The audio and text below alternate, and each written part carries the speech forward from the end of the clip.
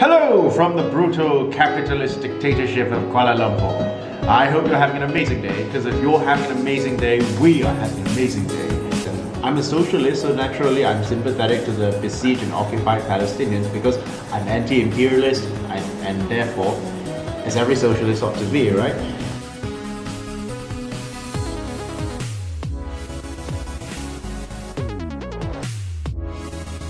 Let's get to the topic of self-proclaimed Jews in inverted commas, right? Now I know we're both going to be at risk of being called Nazis, even though we're the furthest thing in appearance possible from an actual stereotypical Nazi, right? But we're going to get called Nazis anyway, so let's get on with it.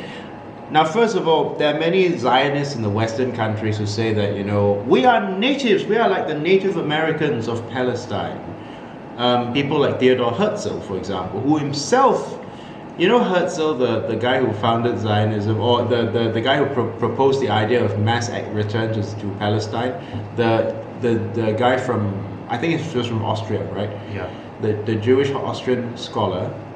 He himself said that, Palestine is our ever memorable historic home, and basically if the Sultan of Turkey could give us Palestine, it would be wonderful, because we could form a rampart, take note of these words, a rampart of Europe against Asian barbarism. So, Jews are technically Asian, right? Yet why does he call Asian people barbaric? He means Asian like Chinese or Indian, right? Does he not consider himself Asian? So Zionists don't consider themselves Asian, do they? They consider themselves European. Then how can they call themselves native of Palestine, since Palestine is theoretically in the east, right? How do you I have something to say about this, these self-proclaimed Jews. Yeah, with blonde hair and blue eyes, some of them. Some of them have blonde hair and blue eyes. See, the thing is, again, to me, it's like Manifest Destiny 2.0, because when they live in Europe or in the North America or anywhere in the West, on one hand, they are just Western. White, Western, like Ben Shapiro. He'll say, like, yes, I'm Western and I came here, Western and blah, blah, blah, blah, right? And then when it benefits them, now suddenly they're... I'm a person of color. Not just a person of color, but then they'll say, I'm Jewish. And just like you said, they have two passports, so they can pick and choose whenever they feel which the identity is whatever it's beneficial to them. So I'm guessing, I've met people who I would never know that they were Jewish. If you look at them, they look like they could be Germans, they could be Italians, Greeks, and they say that they're Jewish, but they don't speak the language many times. They don't have any recent ancestry to the lands of Palestine. And a lot of them are culturally Western. Yeah. So they act and behave and think like any typical person from Europe. Meanwhile, if you talk to a Palestinian person or people who are indigenous to Palestine, it's two totally different people. Two completely different. So I suspect that's why they want the two-state solution, because they understand that they can't get along with culturally Middle Eastern people. They're too Western. At the same time, they want to impose themselves on the land, and basically they feel they have a right to live on any part of the land, including a Palestinian farmland, because, well, they are so-called the original owners of the land, right? Yeah. But they've been away for more generations than the African Americans have been away from Africa, right? Yeah. How could someone whose recent ancestors were all from New York or London, who's culturally Western, claim to have any spiritual or historical relevance to that land? I have to say something. So maybe in the future I will change this term, but I call it Saxonism. Saxonism is when diasporas have entitlement. Yeah. They feel they're entitled to their ancestral homeland. Yeah. They feel that they are as native, even more native than the actual natives. So for example, experienced this. for example, you have Afro-Saxons, aka African Americans, people who were descendants of slaves in the Americas,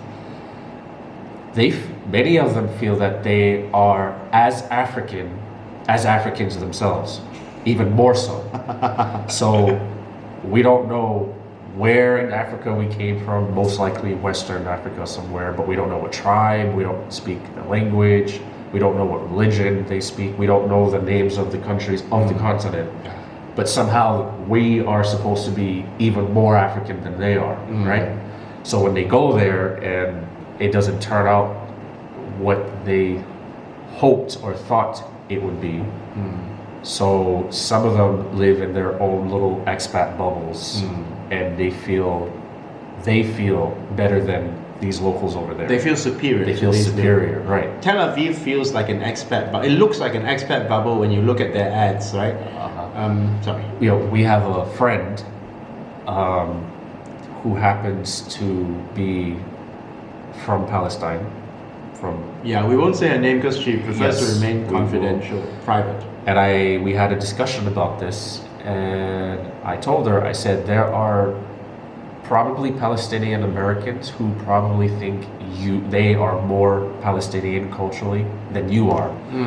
And then she told us that, when they came to her area, as Americans, they stayed in their hotel, their little groups, they partied, they did all sorts of fun things.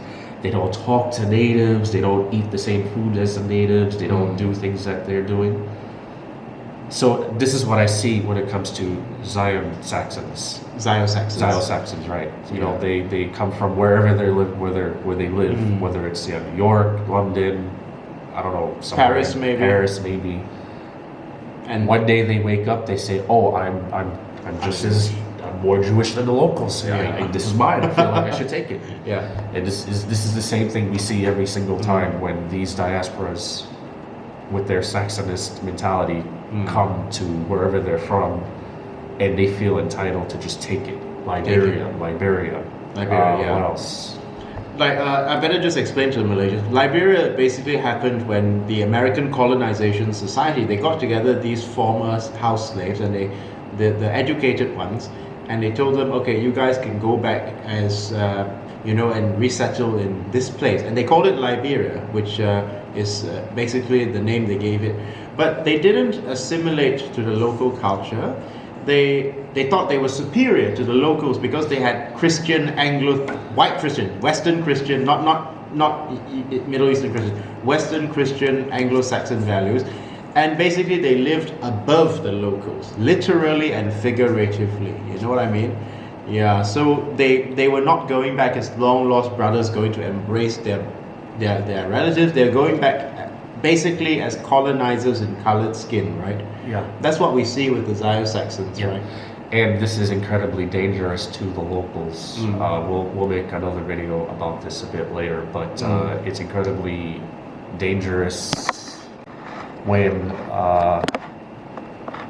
a large group of diaspora, especially from the West, who wants to return to wherever they're going, there's a problem because culturally and mentally and in their hearts, they're Anglo-Saxons. They're basically Europeans inside diaspora skin. And they haven't shed that.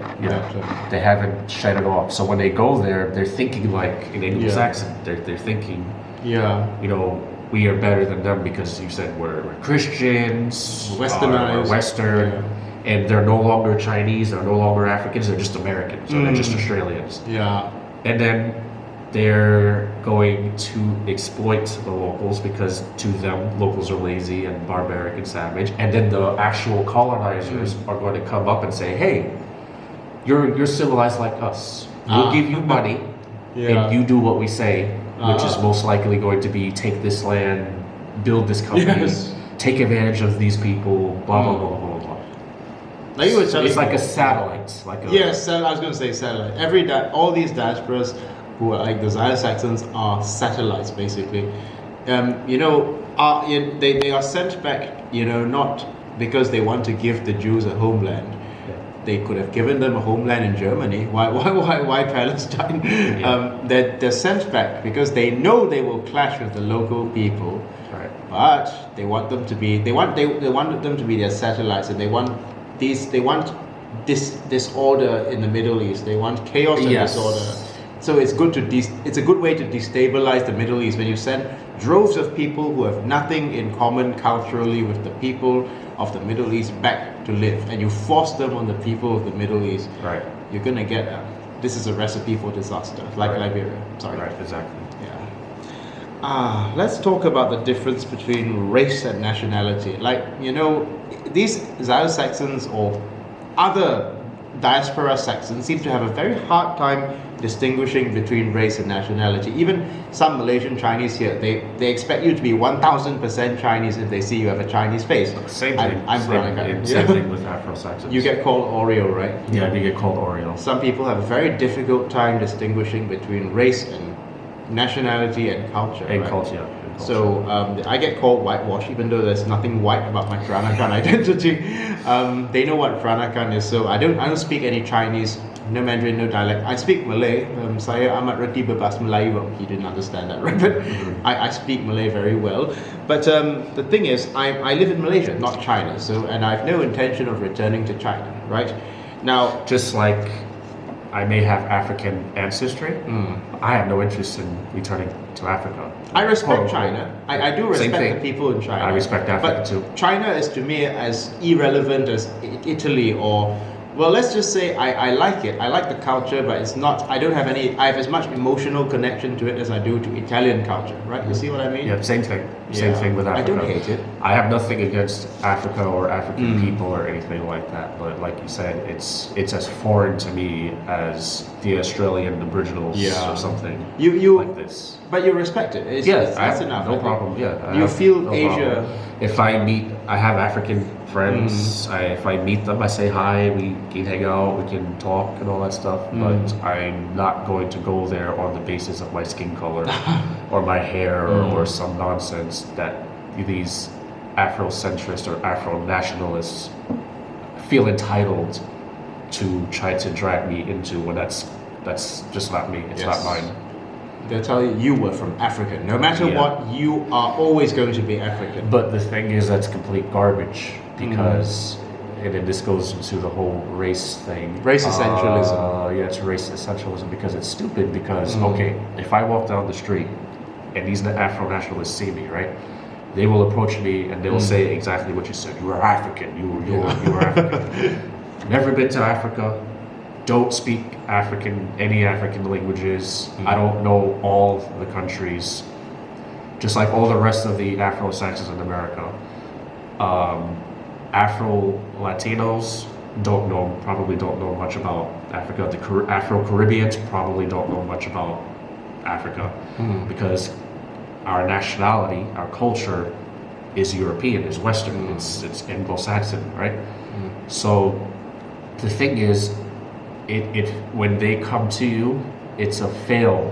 It fails because how come they don't go to Arabs and say, you're African, come to go back to Africa, right? Aren't Moroccans African? They're Arabs. Aren't Algerians, Libyans? All these people are Arabs. How come they don't walk up to an Arab and say, "Oh, you're from Morocco. Go. You're from Africa. They're looking Let's return at to Africa." They're looking at skin color. Yeah. How come they don't go to a white person and say, "Oh, you're African. Go back." They don't go to Elon Musk and say, "Oh, you're African." Well, because he's Elon Musk, African, is he not? Elon Musk doesn't fit the mold of what a real African is. Just like Southeast Asians don't always fit the mold of what a real Asian is to these model minority types, right? But we're gonna let's end this video with the. Is there anything else you want to say about the? Yeah, let me just finish this. So before we get to Gaza, So race, well, I guess it's not quite irrelevant, but I just want to say a lot of Americans, diaspora Americans, say that they're Chinese. Like they see your Chinese face. I'm Chinese first, American second. I'm African first, African second. But let's say there was a war between, U.S. and China, or U.S. and Africa somewhere, like Nigeria or whatever. Let's say there was a second African socialist like Thomas Sankara. Thomas Sankara, Gaddafi, etc. And we go to war. Who are you going to stand for? That's right. Are you going to stand for America I'm sorry, are you going to go against America since you're African first or Chinese first? Or are you going to stand for the opposite? Very likely they will side with America. They're going to side with America because a lot of Afro-Saxons, they're more nationalistic than actual white Western about America. Yeah. American values than white Americans. So it's garbage, race, all that stuff is garbage. Okay, go ahead. The race essentialism, I mean, the idea of solidarity based on race is garbage. It's garbage. Like, I have no solidarity with Vincent Chin. We're both Chinese, technically. But Vincent Tan, yes, the Malaysian billionaire who, sorry. And I have no anything in common with Thomas Song or Kim Solons. I have nothing in common, no solidarity with those people. Yeah, so absolutely, that's it. That's exactly it. High five. Yeah, so let's that they're losing the propaganda war. Okay, well, so yeah, there's that I think that's about it for today. Yeah, and well, thanks for coming to Malaysia, Ken. It's really been a pleasure hosting you, and we will be friends till the end. Thank you. Definitely. And yes, do come back to Malaysia. Yeah, I will.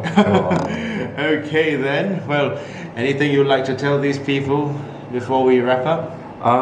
So yeah, let's go back to the girl's mother. Don't think that you're going to find automatic success just because you're going to go to Australia or wherever in the West, because that's not the case. And I would not condemn Malaysia because there's a lot that you have now that people in Malaysia have it far worse than you do. And I think you should appreciate what you have because you have a great community here. This is your homeland. It's not perfect. It's not perfect, but you have a stronger community than in the West, because in the West people are more broken. And even if you don't like Malaysia, even if you feel that you want to live someplace else, the only thing I would simply suggest is to try other places than the West. Maybe there's somewhere else in Asia, maybe someplace in Africa, maybe Eastern Europe or somewhere else. It doesn't have to be the West, because it's not guaranteed you're going to find it, I promise. Okay, well thank you very much everyone, and have a wonderful day. Have a good day. Take care. Okay.